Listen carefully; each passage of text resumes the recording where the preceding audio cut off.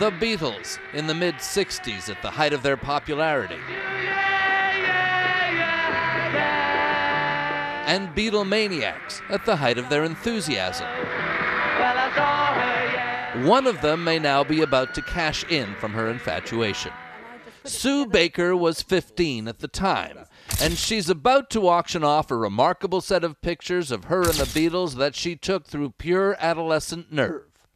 I was reading I think it was a Beatles Monthly, and it mentioned that Paul had bought this house in London, and it was Georgian, and it had a black electric gate and this old-fashioned lampstand in the grounds. So, not being able to afford to see them perform, Sue and a friend decided to try to visit them where they lived.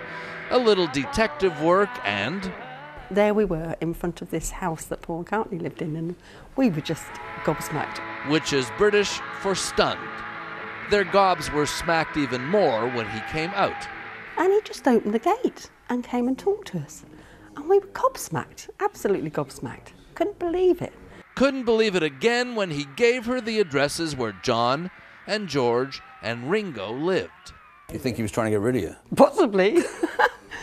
And so he said, would you like them? And we said, oh, yes, please. And I grabbed this old envelope out of my bag and just wrote down the addresses. Sue says she took the photographs to prove to her disbelieving friends that her stories about meeting the Beatles were true.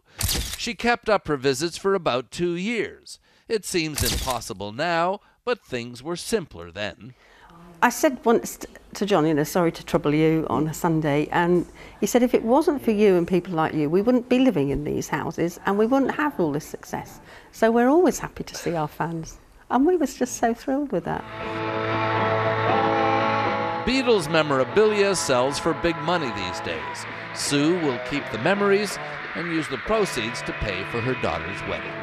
Mark Phillips, CBS News, London.